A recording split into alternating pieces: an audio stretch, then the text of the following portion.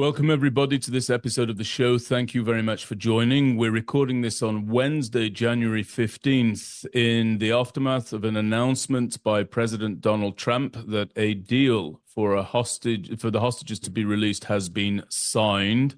That announcement is yet to be confirmed by Israel, though there are reports of Israeli officials doing as much. There's no word yet officially from Prime Minister Benjamin Netanyahu. And as ever, I'm joined by my colleague, in-house analyst at the MirYam Institute, Yaakov Lappin, to talk about this deal. And this deal is one that extracts an enormous, enormous price from the people of Israel, in addition to the enormous price that we have already paid since October the 7th, 2023, when Hamas massacred our men, our women, and our children and took our loved ones hostage. But the return of our hostages will help somewhat will help to heal a collective national and international heart that has really been harmed and injured for far too long, and that would never be whole without our hostages coming home. So for analysis of all that we know, and some of which we do not yet know, Yaakov, it's great to have you with me. And thank you for giving your time. Of course. And I absolutely agree that there's a lot of things that we still don't know about this agreement. And I suspect that's because some of these details are still being ironed out and hammered out in Doha, where the Israeli delegation, including reportedly not only the head of the Mossad, David Barnea, but also the head of the Shabak, Ronen Bar. So we've got the two heads of the intelligence agencies in Israel, in Doha, which is telling us, just how important, strategic, and dramatic this event is, and how close to the finishing line, if it's not already over the finishing line, how close it is.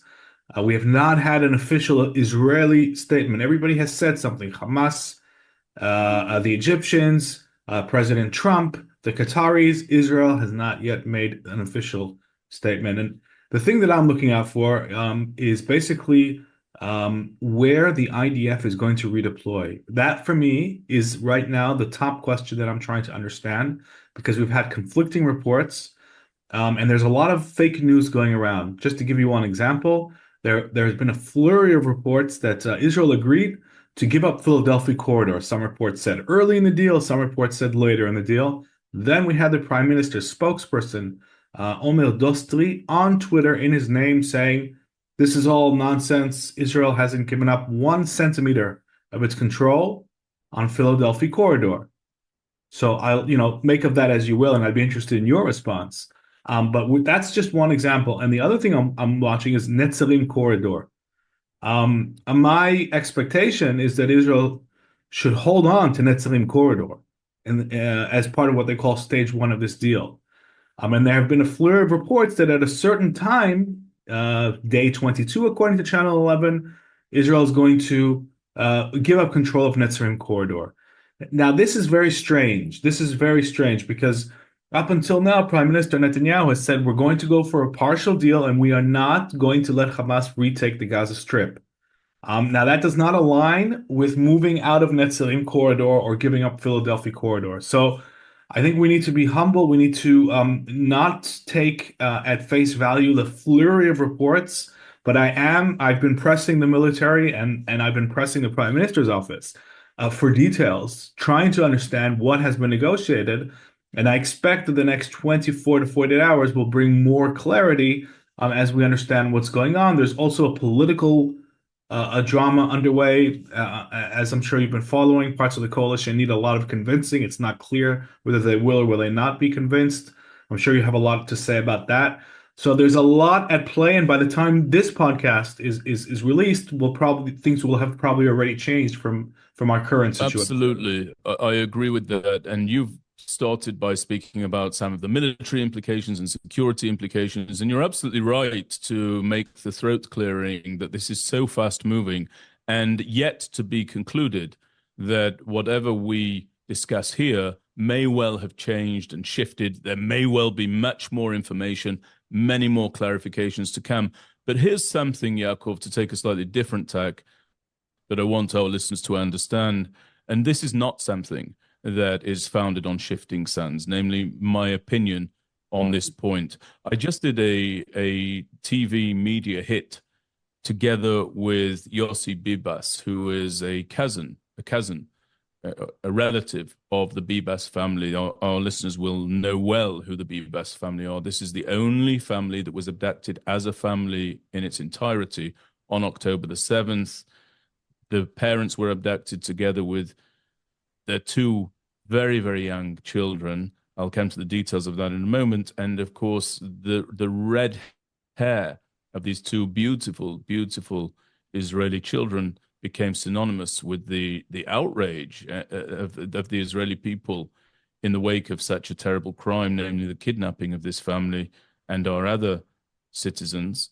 But also, it was emblematic of the depravity of the people who committed this crime. And during that TV hit, Yossi Bibas, who I know and who our organization has worked with, expressed that he has no idea in what condition his family will come back. 3 of them are on the list for the first phase, including Yarden. Yarden is the father, and he is on that list as a humanitarian returning hostage. So we cannot know the suffering, the anguish that this man has experienced. Who does Yossi want to see come home? I want our listeners to understand very, very clearly. He wants Ariel Bibas, who is 4 years old, to come home. He wants Kfir Bibas, who was kidnapped at the age of 9 months, to come home. He wants Yarden Bibas, age 34 when he was kidnapped, to come home. And he wants Shiri Bibas, age 33 when she was kidnapped, to come home.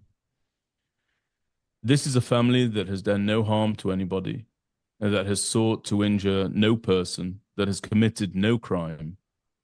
And this is a family that not only Yossi Bibas, but the entire Israeli people want to bring back home. Who do the Palestinian Arabs, Hamas, want home? Who do they want to bring back to their society? Well, I'm going to give just 2 examples. They want Ibrahim Hamid. Hamid was the mastermind behind 90% of suicide bombing attacks that took place during the Second Intifada between 2000 and 2005. This individual served as the commander of the Izz-al-Din al-Qassam brigades in Judea and Samaria at the time. And in that role, he planned and organized attacks against Israelis, including severe homicide bombings. And he has been wanted by the Israeli security authorities since 1998. Who else do they want brought back to their society? They want Abbas al-Sayed. He was the principal planner of the 2002 Pesach massacre in Netanya that took place at the Green Park Hotel, I believe, in Netanya. He was sentenced to 35 life terms for the murder of Israelis, and al-Sayed was Hamas's leader in Tulkarem at the outbreak of the Second Intifada. Who does Israel want home? It wants home its men, its women, its children, its elderly, its infirm, its infants. Who does Hamas want brought back to the society that it seeks to govern once again? Individuals of such murderous, genocidal character and principle that most societies would want dismissed and vomited out of their midst forthwith, but not Hamas, and not far too many, incidentally, of the Palestinian Arabs that live in Gaza and Judea and Samaria, and dare I say it, are supportive of Hamas's attack on October 7th, who live throughout the diaspora. Yep, and polls confirm that. It's even more so in Judea and Samaria. We talked about this in the last podcast. Look, the Palestinian people remain completely, I don't even know what the right word is, but let's say producers intertwined with, and also passing on from one generation to the other, this ideology of jihad. Hamas, when it launched this war, was acting on jihad. And the reason that it is holding these hostages is so that it can return to Gaza and continue with the jihad. And this is why I am watching the military deployment so closely, because to me, the most important thing from our national perspective is whether the first stage of this deal stops and Israel goes back fight into the fight and finishes the other objectives of this war. There's no question that one of the objectives of this war is to bring back hostages. That's an official war objective. The second objective is to destroy Hamas's terror army. The third objective is to destroy its political regime and to make sure that it never again rules the Gaza Strip. Now, the only way that objectives 2 and 3 that I've just sketched out can be realized is after this ceasefire, Israel returns to its military operations throughout the Gaza Strip. There's no other way. There's no other way. And any idea that Israel is going to allow this first stage to turn into a years-long truce would be a surrender of the 2 out of the 3 war objectives. And it would, I think, would be a disaster. So that's why I think we are in a situation that is currently shrouded in mystery, shrouded in Yaakov, fog. you're absolutely right. And let's talk about why there's that mystery. And you may have an update that I haven't received, and I may have some updates that you haven't yet received or we just haven't seen. But as I understand it, the final aspect of this deal is the Israelis presenting a map of where the forces will be concentrated inside the Gaza Strip in the future. And one can obviously immediately understand why that map, the details of that mapping of where the troops will be, can scupper the deal without any questions being asked. Incidentally, not only does it scupper the deal, it also provides a significant amount of intelligence to the enemy as to where our forces will be inside the Gaza Strip. And I want to talk about that aspect now. So we've talked about the ills of the society there inside Gaza and inside Judea and Samaria and the West Bank, and incidentally among far too many who are scattered throughout the diaspora, as we've seen by way of the protests and demonstrations in rabid support of the events that took place on October the 7th. But when it comes to the IDF's presence inside Gaza, I cannot imagine a scenario wherein the IDF is able to withdraw its troops if it wants to ensure that Hamas does not terrorize Israelis in the future. Or let's put it more specifically, let's tie it to the language that was used as one of the war aims, that Hamas could not present a threat to Israelis in the future, and that Hamas would be dismantled as a functioning terror army. If those goals are to be achieved, there is absolutely no way that the Israel Defense Forces can withdraw from the Netzarim corridor. The Netzarim corridor bifurcates north from south Gaza. It is the corridor through which IDF troops are brought to their various stations throughout the Gaza Strip, through which food, supplies, logistical requirements are funneled in and out of the Gaza Strip. It is the artery through which troops who need to be siphoned out to take some respite and relaxation before being brought in or replaced by other troops. That is the artery through which that is facilitated. And incidentally, and I again say this from my own direct experience, serving along the Netzarim corridor, being stationed very, very close indeed to the Netzarim corridor for the duration of my service inside the Gaza Strip during this war, it is the artery that is being widened. It is being widened north and south in order to prevent Hamas from taking up strongholds that would enable it to, with relative ease, sabotage that vital artery. So the notion that the IDF is going to agree, or Israel is going to agree more precisely, to withdraw the IDF from that corridor, to me seems completely absurd and even obscene. But if it's not quite at the level of an obscenity, what to me would be the withdrawal of the IDF troops from the Philadelphia corridor, because it's that area, the Philadelphia corridor, along which all of the training, all of the contraband, much of the weapons making facilities exited the Gaza Strip through which they exited the Gaza Strip, went into the Sinai Peninsula, went up to Lebanon, then Syria, then Iraq, and even to Iran, received training, and then reversed the route, came back through the Sinai Peninsula via the Philadelphia corridor, and took up positions inside the Gaza Strip. And it's from those very positions that the horrors of October 7th were launched. So the notion that we would withdraw from there, to me, would be nothing short of obscene. I know that there's talk about the IDF staying and remaining at the Rafah crossing, which is somewhat distinct from the Philadelphia corridor. But I think that we need to be arrayed throughout the Philadelphia corridor, nothing short of that. And then you have this idea of a full withdrawal of all troops at the final phase of this deal. That, to me, is patently ridiculous. And it does beg the question, Yaakov, for what have all of our soldiers fallen as they've so bravely and in such determined fashion prosecuted this war since the atrocity was perpetrated against us on October the 7th?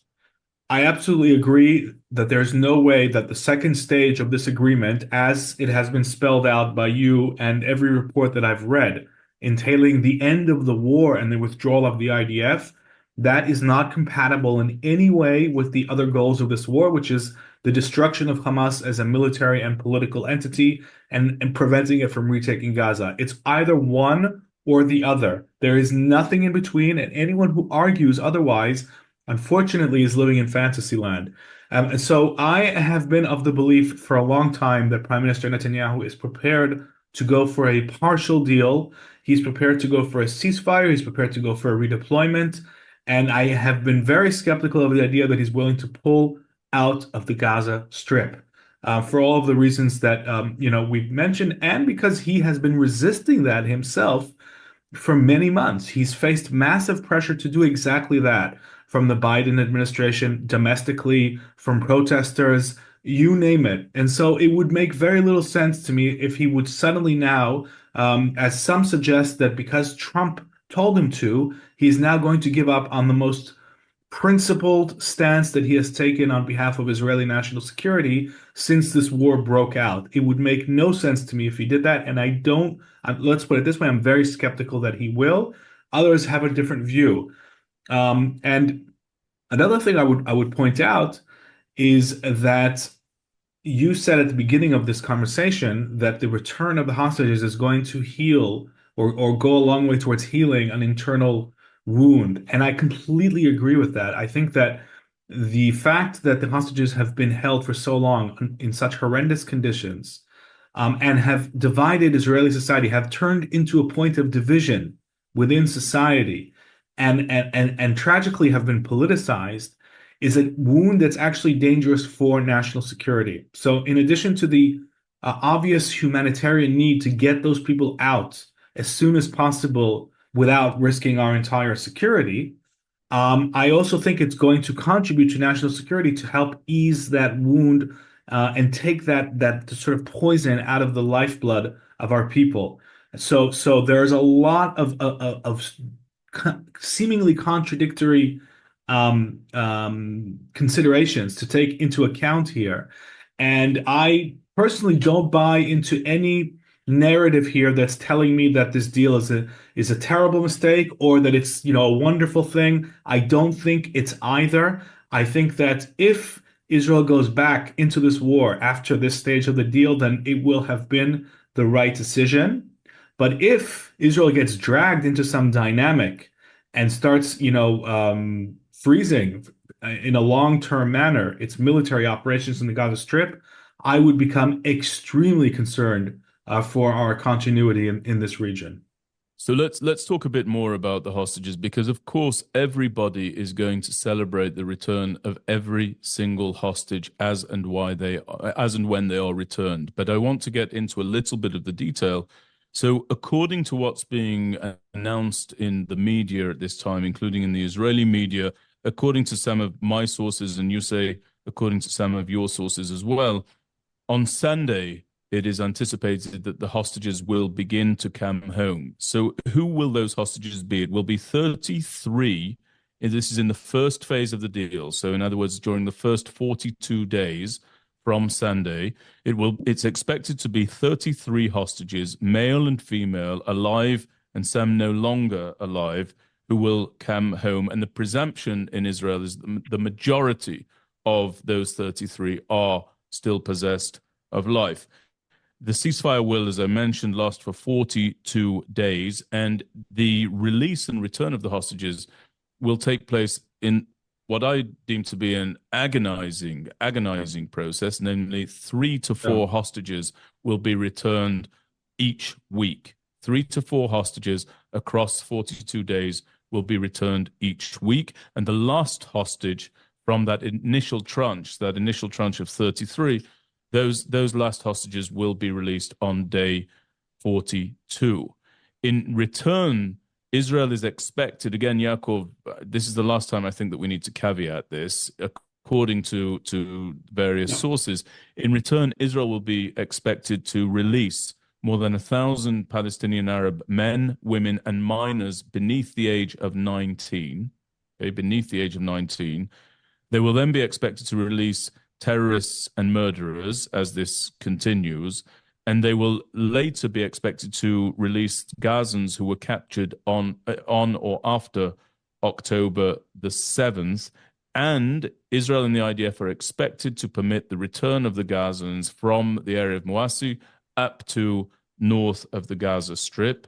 And as we've already said, there is an expectation that the Philadelphia corridor will be vacated by day 42. Now, in terms of the pressure that you mentioned with regard to Donald Trump and Prime Minister Netanyahu, I just want everybody to understand President Trump's ultimatum was pretty clear.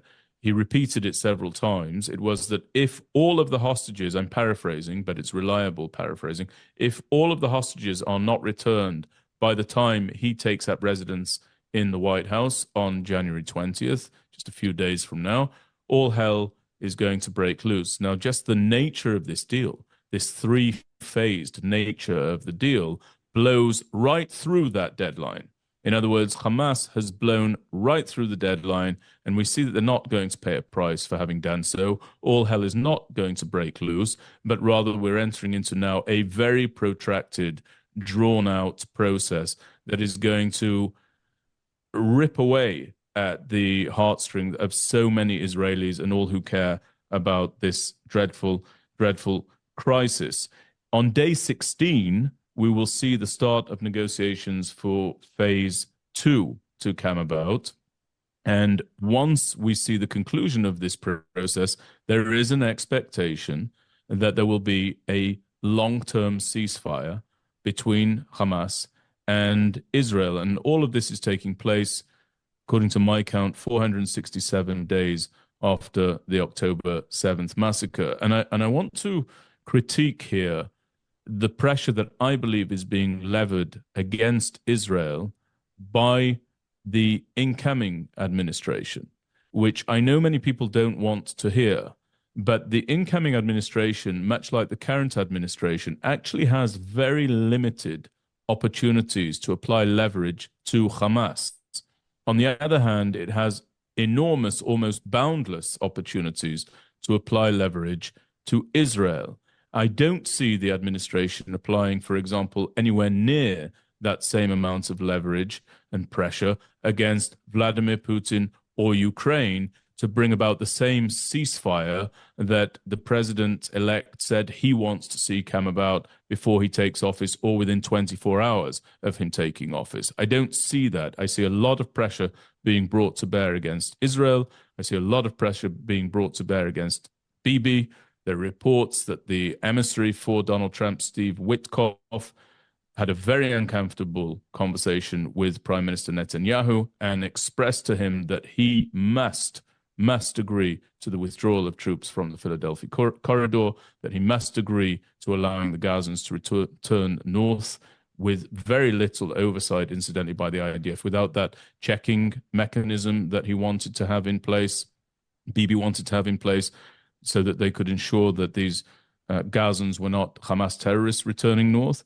And it seems to me to be very, very rushed, very rapid, this change of tune coming from Israel, if it turns out to be true, if it turns out to be accurate. So I just want people to understand that there is no perfect permutation when it comes to how an American administration will view a crisis in Israel. Remember always, folks, where the interests align, the outcome will be harmonious. Where the interests do not align, the outcome will be strained and stressed and scratched, and they will emit a sound that is not pleasing to the ear. What I'm hearing coming out of this deal is not pleasing to my ear, and I believe that in part it is the result of pressure being applied by the incoming administration, and that to me is not particularly acceptable. What say you? Oh, and one more point, Yaakov, before you respond to that. Let me just add another ingredient to the mix. Mm-hmm.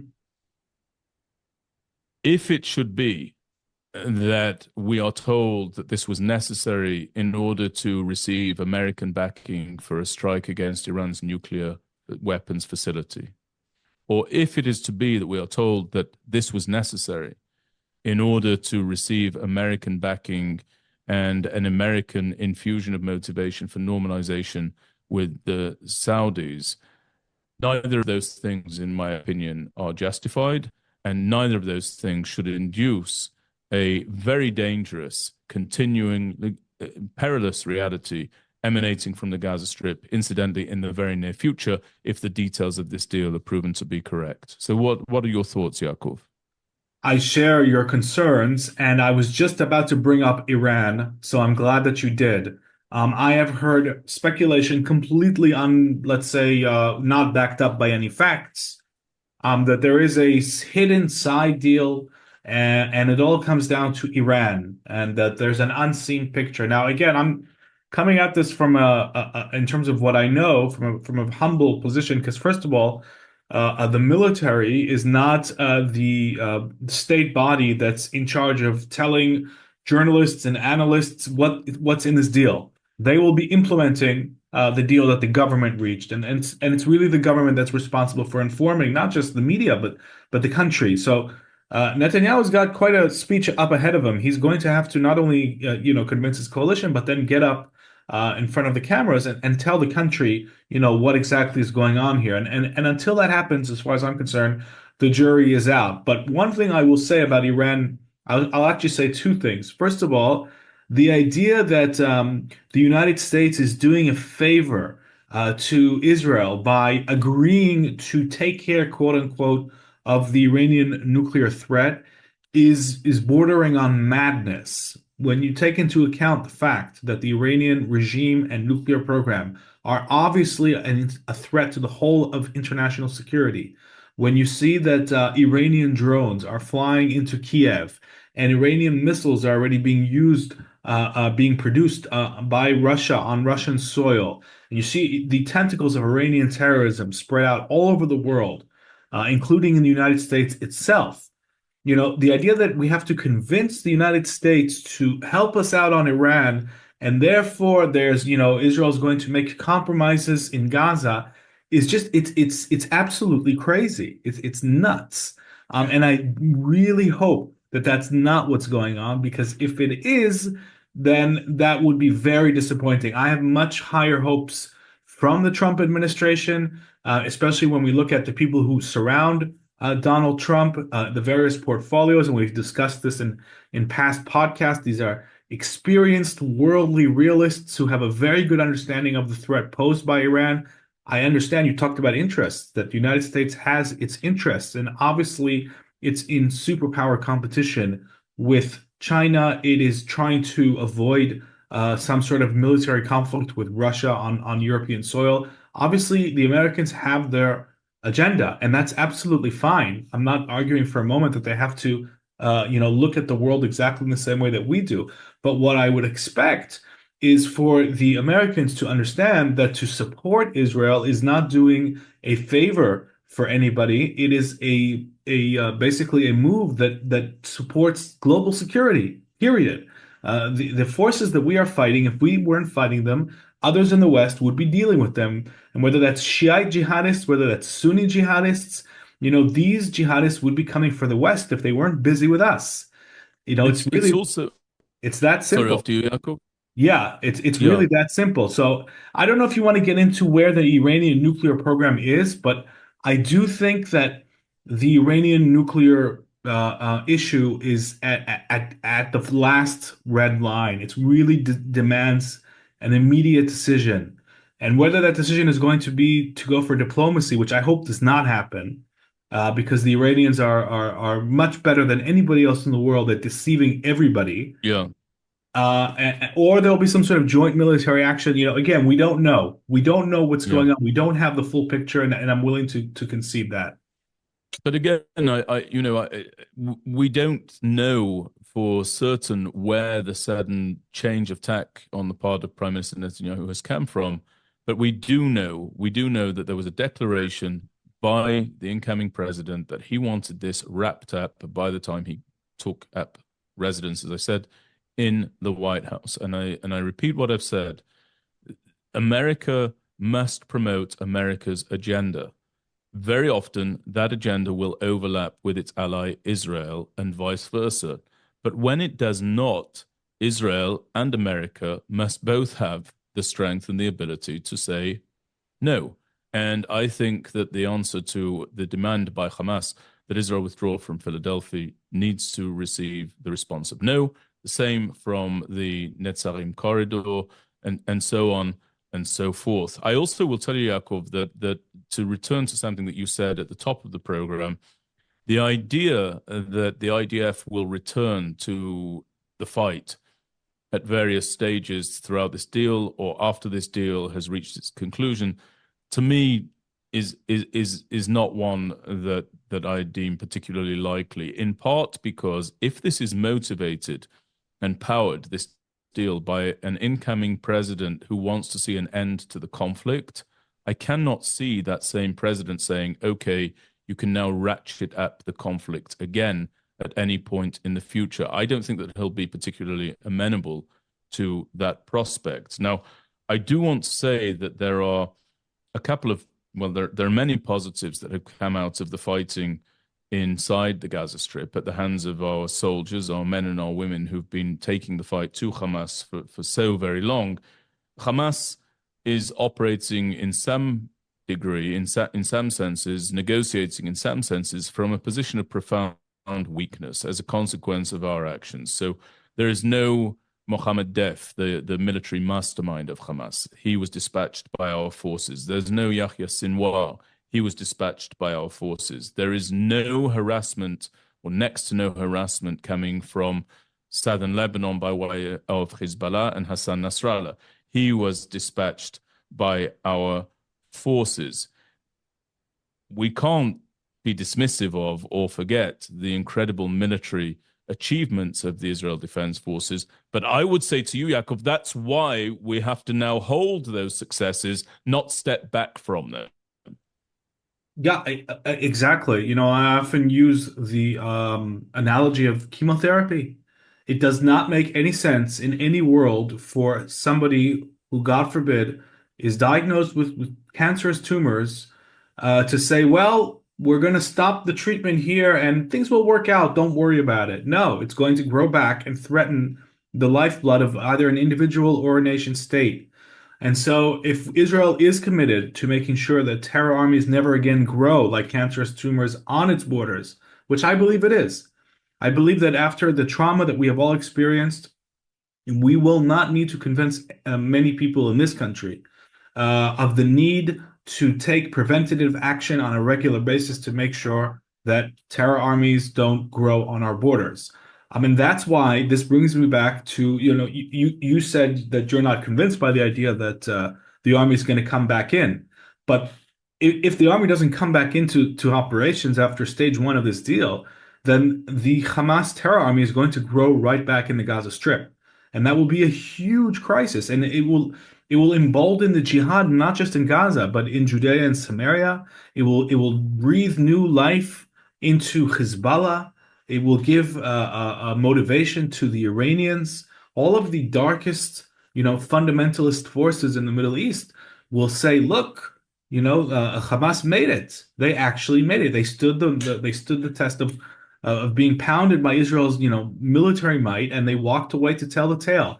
That must not happen. That will endanger millions of people, not only in the state of Israel, but in the Middle East and in the world in general. It's very important for me to drive home the point that the things that we're talking about affect the entire world. We're not only talking about Israeli security. The jihadists and the fundamentalists have global aspirations.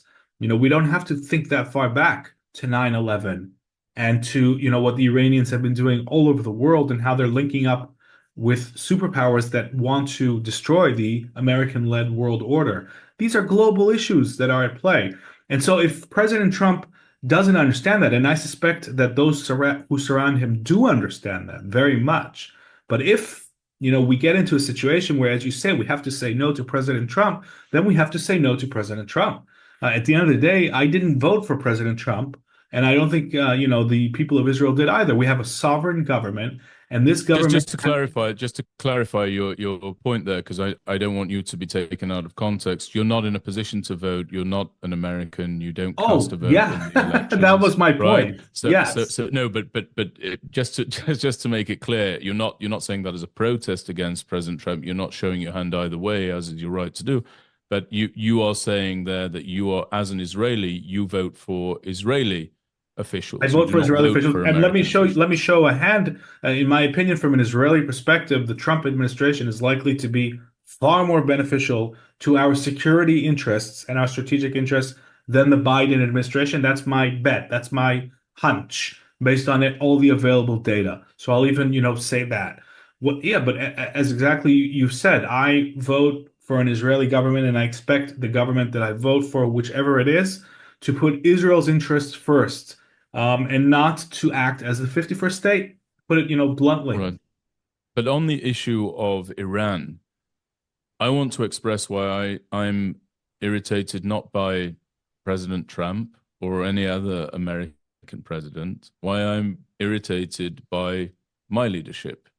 The Iranian nuclear threat has been the number one reason that successive prime ministers, not exclusively Prime Minister Netanyahu, have said that we must not deal with the threat inside Gaza with any conclusive outcome, and we cannot deal with the threat in southern Lebanon with any conclusive outcome, because our energies must first and foremost be focused on Iran. It was Iran, Iran, Iran. We have to destroy the nuclear weapons capabilities of Iran. We have to attack Iran. We need the Americans behind us for Iran. And therefore, we cannot possibly apply the force that's required in order to fight and to tackle the Gazans inside the Gaza Strip, the Hamas inside the Gaza Strip, Palestinian Islamic Jihad inside the Gaza Strip. And we cannot possibly deploy our forces to fight Hezbollah inside southern Lebanon. And that nonsense continued for many, many years, far too many years. And I always argued that that is exactly the wrong type of thinking. That given that Iran is the patron to Hamas, and given that Iran is the patron to Hezbollah, the calculus should be exactly the opposite. It should be that you defang these terror organizations, which became terror armies, Hamas and Hezbollah, while their patron does not have nuclear weapons capabilities, while the patron cannot funnel tactical nuclear weapons to Hezbollah or to Hamas, and while the patron cannot provide a nuclear umbrella of shelter and safety to its proxies in southern Lebanon and in the Gaza Strip. And because of the wrong-headed thinking, again, of successive Israeli leaders, both forces, Hezbollah and Hamas, were built up and built up and built up until the horrific day that 1,200 Israelis were murdered, 252 were taken hostage, and the fight is not over. Well beyond a year of conflict, very hard-fought conflict in the south and in the north. And the reality is that if the Israel Defense Forces is capable of carrying out one of the most daring commando raids in the history of the state of Israel, namely the demolition and the destruction of the weapons factory inside Syria, the Iranian weapons factory inside Syria. And if it's capable of carrying out the airstrikes that we're seeing in various parts of Yemen in order to counter the threat from the Houthis, which incidentally is another ongoing building issue that I don't feel we're seizing the initiative on with sufficient force. If we're capable of doing all of that, I believe that we are capable of destroying the Iranian nuclear weapons program. And I think it's high time that we do so. And I actually, for the first time, hold some optimism that we will do so. Now, prior to the distraction of Hezbollah's command and control center, I didn't feel that the political will existed in Israel to hit the Iranian nuclear weapons facilities and programs.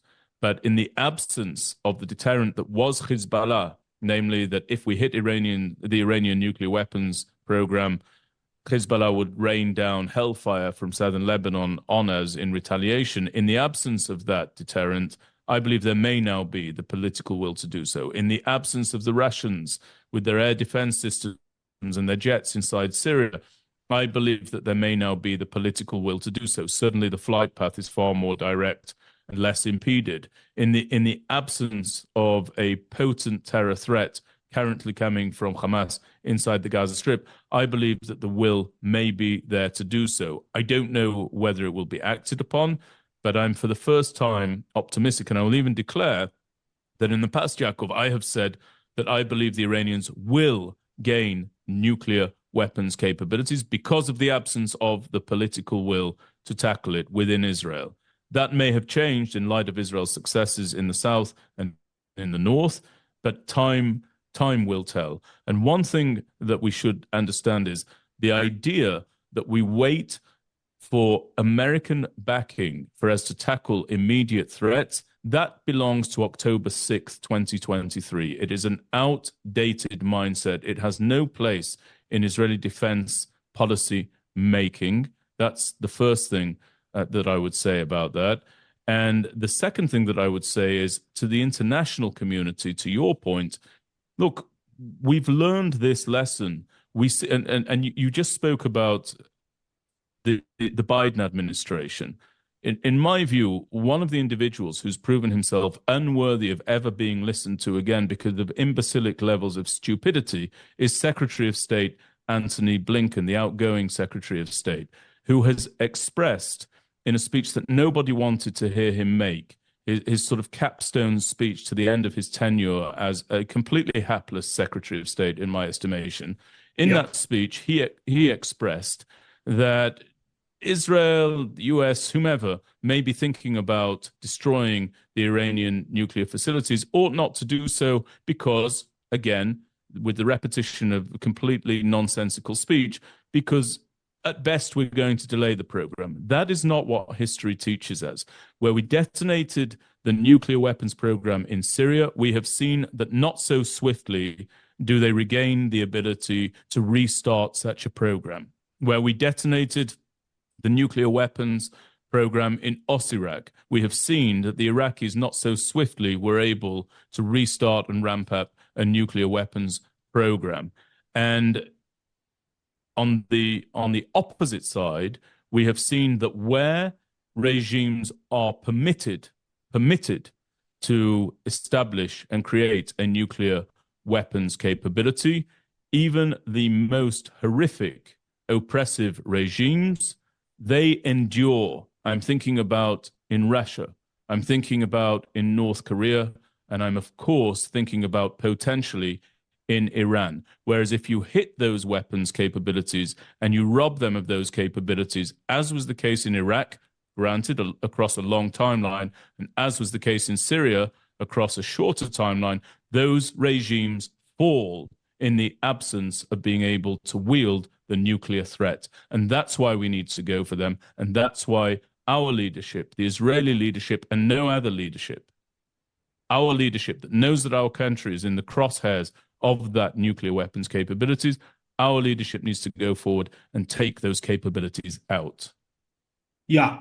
Well, look, there are a couple of things to say about this. First of all, let me just share with you some data that I've been following regarding the Iranian nuclear program, just to put things into context. There is a institute called the Institute for Science and International Security.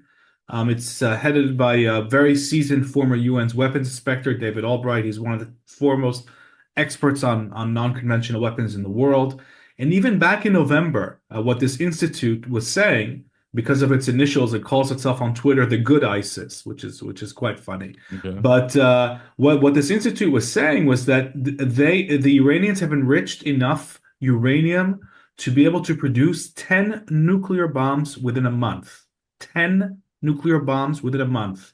And they could be as close as 1 week from being able to enrich enough for one bomb. Now, that doesn't mean that they're 1 week away from a nuclear weapon because they still have to build the warhead and put it on a missile. But they could be months away from a crude atomic bomb without the missile. And from that point on, they're a nuclear weapon state. And that's for them, for the Iranians, that's like drinking the potion of immortality. Once they have that capability, nobody is going to want to go to war with them, as you've just described. The nuclear deterrence is the ultimate deterrence. It's for any dark regime, it's the potion of immortality regarding external threats. Russia, North Korea, everything you've mentioned, absolutely spot on. And I think once the Iranians reach that stage, God forbid, what they would do is to plunge headlong into the campaign to rebuild their proxies, rebuild their empire of terrorist armies, religious fundamentalist armies, try to rebuild the ring of fire around Israel, try to lead to the collapse of the Sunni state, drag the region into darkness and threaten our very existence. And so, as you say, I totally agree.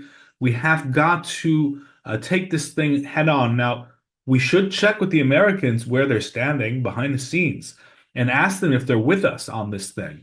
Either diplomatically, militarily, is the U.S. willing to take military action? These things have got to be verified behind closed doors, and if a joint strategy can be produced, I'm all for it. But if we're receiving Me too. signals, I completely agree. If a joint strategy that brings about that targets the desired outcome can be brought about, I'm all for it. of I'm course, with you, Yaakov. I just yeah, wanted to make that clear. But continue with your thought. 100%. But if not, if we're getting mixed signals, if we're being told that we want to deal with China first, we want to deal with Russia first, that should mean to us that we've got to take this on by ourselves.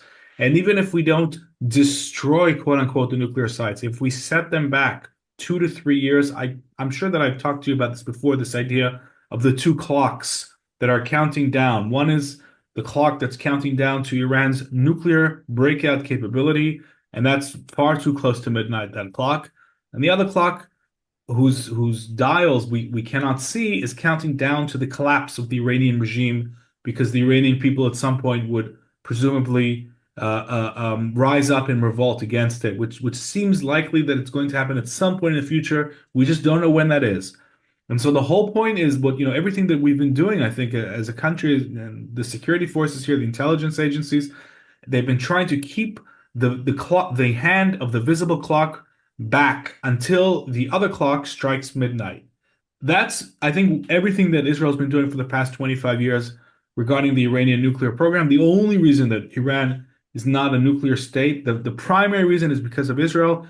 Then there was, the deal that the Obama administration reached, which was really just a way for the Iranians to legitimize their entire uranium enrichment program. We won't get into all of that, but at the Yeah, end of yeah. at the end of the day, I'll finish on Iran with one thing. I used to hear something that was uttered by some very senior military officials back in the day, and it was a statement which, when I think back to it, it actually shocks me because it's so riddled with what we call the conceptia, the concepts that are rooted in nothing but wishful thinking. And that statement was, the Iranian nuclear program is an American problem.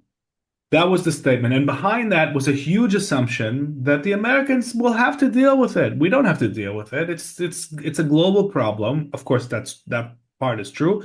And therefore the Americans will deal with it. In other words, there wasn't even the idea that just because something is a global problem, the Americans might decide, the American government, whichever government is in power, might decide to neglect it, as has happened in history many times before.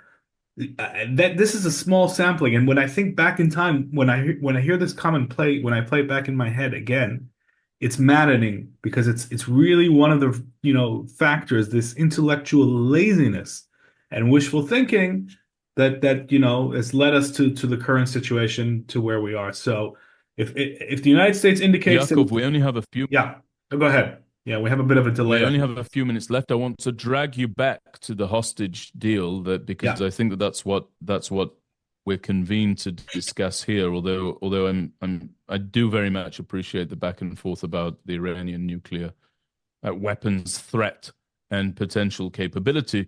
I just want to talk about some of the process. I think we'll hit two, three topics. Let's keep our comments brief, just Okay. because I want to make sure that we conclude on time and hit these points. The first one is the basic stages that any hostage release deal will have to go through in Israel. So, firstly, it has to gain cabinet approval. It also has to gain the approval of the government. It's not enough to just be signed off by the cabinet. And it does not require the approval of the Knesset in its entirety. It's not open. It's not open to a vote at the Knesset, and it also only is implemented after the Supreme Court has heard the various objections that are anticipated to the deal.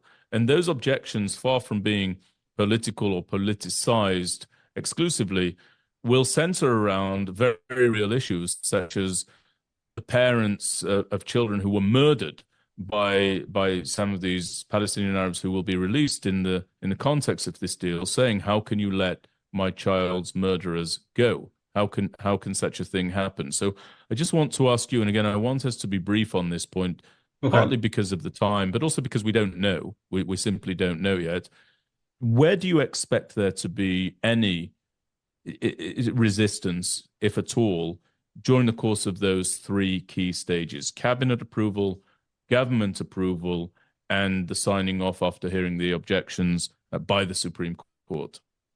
So I don't think Netanyahu is going to have any real problems in the cabinet. In the government, he appears to already have a majority, but Finance Minister Bezalel Smotrich has tweeted already or sent a message to the media, one or the other, stating that the deal as it stands is dangerous and bad for Israel, and that his demand and his party's demand is that Israel will go back to the fighting, everything we've been saying actually at the end of the first partial hostage deal, and he's waiting to receive reassurances from the prime minister to that end. By the way, if we take that statement and just use it as a sort of bit of open source intelligence, take the politics out of it, the fact that Netanyahu and Smotrich are still having this back and forth might suggest that this is why Israel hasn't made final statement regarding the status of the deal, Mm, because it's yeah. still hammering it out. So he's going to have problems with Smotrich. He apparently reportedly he thinks he's going to overcome that. Itamar Ben Gvir is a different kettle of fish. I don't see Itamar From Ben Gvir. Otzma Yehudit, from the head of the party Otzma Yehudit, the minister for national security. And Right. he called out publicly for Bezalel Smotrich, the finance minister, to join forces with him in order to torpedo this deal. And as he did so, he boasted about his having torpedoed previous deals. Yeah, yeah, which I would take with a grain of salt, but let's leave that to the side for a moment. But yeah, I don't think he's going to be convinced. I don't think he's going to go along with this. The big question is whether he's going to resign. I wouldn't be surprised if he does resign. But Netanyahu has got the majority in the government. I think he's got that majority, and the opposition has promised a safety net in case that he doesn't have that, but he does. And the courts, look, that's really something that I would struggle to make an educated guess about, but based on previous precedents, I don't remember the court holding up any past major release of Yeah, quite the terrorists. contrary. They're usually very, very swift to get that over the line. Right. We had the Shalit deal, which resulted in the release of Yehya Sinwar and 1,000 other terrorists back in 2011. Many of them with blood on their hands. Many of them who went on to return to terrorism and went on to kill Israelis. So, we're not in uncharted waters in that regard. And the courts never intervened, so I wouldn't expect them to start now. So just the last couple of very quick points that I want to talk about. The first of which I'd like to talk about the way in which this is really it's really bringing to the fore the societal split at a micro level, if you like, that is within Israel. And you're seeing that there are demonstrations in favor of getting the hostage deal done.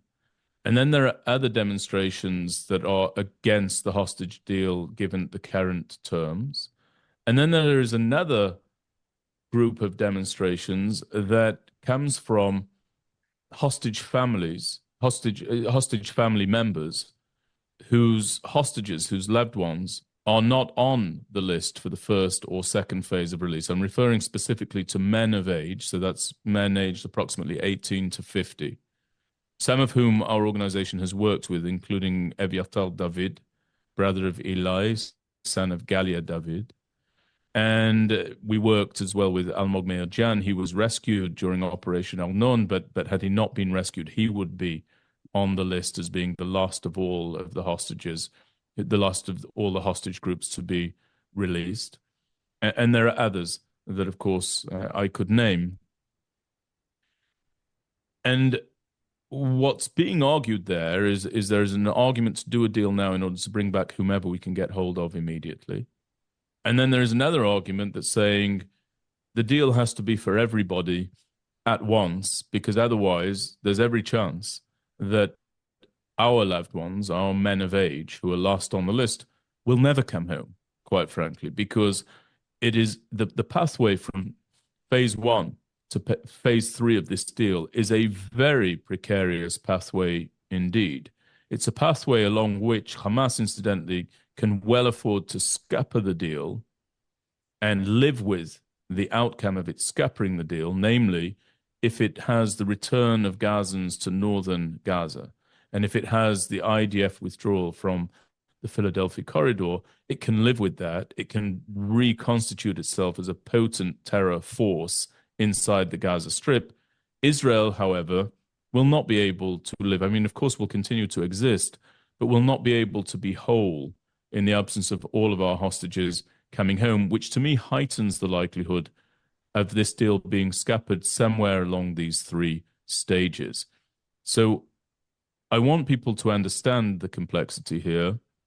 And when I think about the split between the hostage families, I was trying to think of an example from my own life that might go some way toward expressing just how difficult this is. I remember, Yaakov, and some of our listeners may know, you know this because we're dear friends. My older brother, Jonathan, had to undergo 4 liver transplants as a result of an anti-Semitic attack that took place when he was a teenager. And when you are the loved one of a patient who is in urgent need of a vital organ, a liver, you find yourself in this dreadful situation wherein you are praying for the organ to present itself, knowing that in order for it to do so, probably some young man needs to fall off his motorcycle. Some family probably needs to lose a loved one. And you quite frankly proceed to pray for the desired outcome. Despite that, that does not feature into your calculus at all. It didn't feature into my father's calculus, who prayed devoutly during the first round of transplants, which I believe was in 1998. And it didn't feature into my calculus when I was praying and manage for the identification of a liver for my brother in 2020, and he had to undergo his 4th transplant, his most recent transplant. And beyond that, you also don't take into consideration that if your loved one gets this organ, somebody else on the waiting list probably will not and may expire, right? May expire as a consequence of that. That doesn't feature into your calculus, when you're thinking about the life of your loved ones. And that complexity, and indeed one could view it as complexity or simplicity, that is a mild version of No. what is powering the different viewpoints on whether or not among the hostage families, whether or not to do a deal now for Sam or whether to wait and do a deal for everyone. When you are thinking about your loved ones and their survival, you are thinking exclusively about that. And that is bound to bring about fissures in Israeli society. And Hamas has proven itself a master at tapping into those very fissures and those divides. What do you think about all of that? It's very hard to disagree with anything that you've just said about that. I'll only add that the thing that bothers me about this discussion in Israel is not the debate and the disagreement. That's welcome, and multiple points here are legitimate. What bothers me is when people who should know better refuse to discuss the price that is involved in every series of options and scenarios. And if we're talking about a partial deal, there's a price, which we've outlined in detail. If we're talking about a full deal, the price that is being demanded of Israel is to allow Hamas to go back into the Gaza Strip and rule it and rebuild its army. That's the price of a full deal. And the fact that we cannot have a cost-benefit discussion in this country because it's gotten so emotive, so politicized, and some, and I'm not going to go into names right now, are so busy shaming those who have different opinions and virtue signaling and shutting down the debate, I think is very dangerous because that basically is, unfortunately, I'm saying this, serving the enemy's agenda. And it cannot be that we are so easy to manipulate as a people. It cannot be. And so, honestly, when it comes to the partial deal, if the IDF can stay in the Gaza Strip, I'm in favor of a part of that part of the deal because I want to get everybody I can out of the dungeons of Hamas, out of that hell, the living hell that they're in. I'm in favor of paying a price, and I'm willing to look, that price squarely in the eyes. It's extremely risky to let this number of dangerous terrorists out of prison and to stop the fighting and redeploy. All of these things are dangerous. But I think that we have to be able to pay some sort of price to get these people out. So it's tough, but I can understand that. But if somebody says we need to leave Gaza, end the war, these are phrases that I hear, end the war, end the conflict, as if Hamas is offering us an end to the war rather than some sort of tactical ceasefire so they can come right back at us. What I will say is that whoever's proposing that is proposing that we give up on southern Israel. You might as well just tell the people of Sderot, look, you should get up and leave. You have no future here. That's what they're calling for, and they need to be told that, in my opinion, because we cannot, be in this region and not be able to discuss these things like grown-ups. And we Yeah. see the Israeli media, incidentally, who are the paradigmatic example of what you're describing. Time and time again, the Israeli media is busy at work saying this is all Bibi's fault. The fact there's no deal is Bibi's fault. Bibi doesn't want a deal. He's doing it for political reasons. At no point do they say what we just heard, for example, John Kirby say to the international media from the US administration. At no point do they say the truth, which is that Hamas is the recalcitrant, Hamas is the obdurate party, Hamas is the party of no, Hamas is the party of depravity, Hamas is the party of terror. And I really would like to see the standards in Israeli media significantly raised. I want to just put out one final thing here for you, Yaakov. When the Gazans return north, they are going to start releasing pictures, images, videos of the very considerable distraction in northern Gaza. And it's very, very considerable. It's extensive distraction. As I always say, as extensive as it may be, it is equally justified and rational and to be expected when you come in and you murder 1,200 Israelis and expect to be able to walk away from doing so. For many reasons, not as punishment, not as collective punishment, but as a result of the fact that Hamas are ensconced in all of these areas and in all of these homes. And I think that Israel is going to have on its hands a massive diplomatic and PR lift that it somehow has to find itself equal to. And quite frankly, I don't Hmm. believe that the foreign ministry has taken any measures whatsoever in order to create something of a diplomatic iron dome that will fend off the endless attacks against the backdrop of the ICJ and ICC rulings, which seem to be spreading, incidentally, towards consequence for Israeli veterans traveling abroad, never mind the issuance of arrest warrants for Prime Minister Netanyahu and Defense Minister Gallant.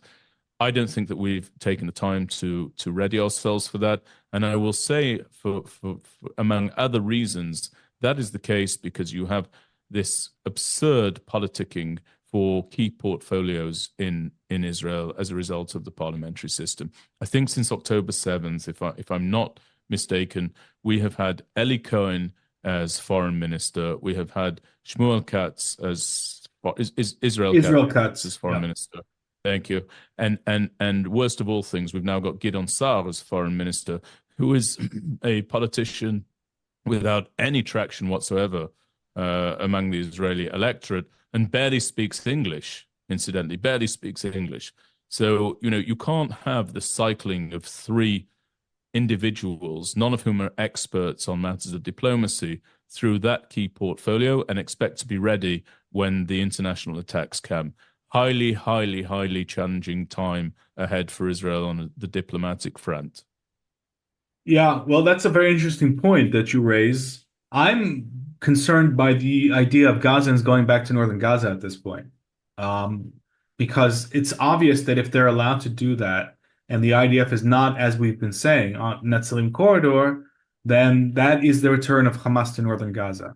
And I really think that it is an existential thing. It is existential for Hamas not to be able to return to northern Gaza. Because if everything we've sacrificed and all the soldiers that have fallen, even in recent days, to clear out northern Gaza, if Hamas is allowed to retake northern Gaza, that will be a disaster. And I don't think that that's a price worth paying for anything because it will threaten millions of people, the security of millions of people. And as I've said earlier, it will bolster jihadists all over the Middle East and fundamentalists and their backers in Tehran. So I need clarity about what that means about Gazans moving back into northern Gaza. Are they going to pass through IDF checkpoints? Are they going to be screened? Because if the answer is no, I'm worried, Ben. I have to tell you, I'm very, very worried. I You're really you're hope. right. You're right to be worried. You would not move back to your home, I don't think, if you knew that the Gazans from whom Hamas are drawn and recruited were moving back proximate to your home. And granted, there's going to be some sort of security perimeter around the east and the north of the Gaza Strip. That's all very, very interesting, and we'll wait to see the contours of all of that. Incidentally, that will just add to the diplomatic pressure that Israel faces. It won't necessarily be seen as legitimate by anybody at all. But there Yeah, are areas inside northern Gaza that are essentially lookouts over the communities of southern Israel. And to return the Gazan people proximate to our borders, as I've said many, many times, is absolutely, absolutely foolish. It's a return to ill-considered policies. One of the primary lessons that we should have learned both from Lebanon, Hezbollah in the south of Lebanon, and from Gaza, Hamas throughout Gaza, is you keep these people away from your border. You keep them away from the border. That's the bottom line. And when I say these people, I want everybody to be clear. I'm talking about the civilians as well as the terrorists, because it's from the civilian population that either the terrorists are recruited or it's from among the civilian population that the terrorists operate. So in either of those situations, you simply cannot have a reality where the civilian population is allowed to establish itself right on your border. It yeah, cannot be allowed.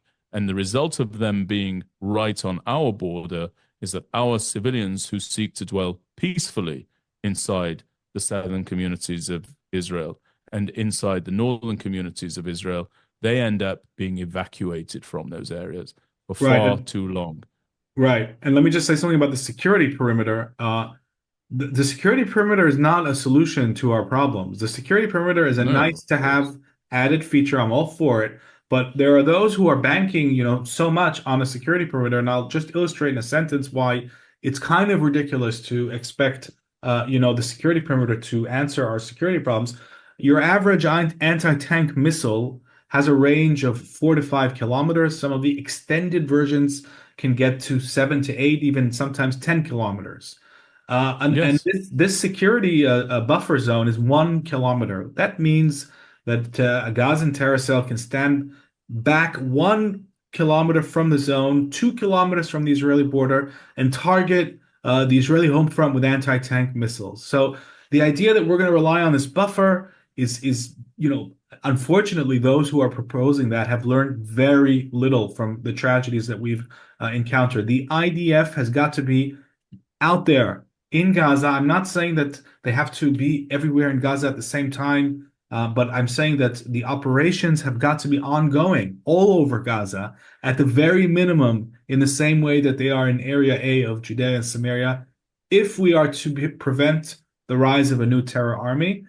And if not, then a new terror army will arise. It's a binary situation. That's the reality. And I hope very much that the right decision will be taken. It amazes me that there is any even debate about this after what we've experienced, but there you go. That's the situation that we find So, ourselves in. so Yaakov, let's conclude here with the sincere hope and prayer that the maximum number of hostages that are being returned will be returned alive. Let's pray that all of our hostages come home swiftly, those who are alive and those who are not. Let's hope for the safety of our soldiers, too many of whom have died in recent days. And let's pray for the wisdom of our leaders so that they can make decisions born of real conviction, principle, and as I said, wisdom. I also hope that we will return to the fight so that this horrific enemy, Hamas, will indeed be ground into the dust and then consigned to the dustbin of history, as is a central war aim. It's wonderful to be with you again. Thank you very, very much. And together with me, I'm sure that you pray for Shalom al Israel, for peace over Israel. I do. Thank you. Thank you, Yaakov.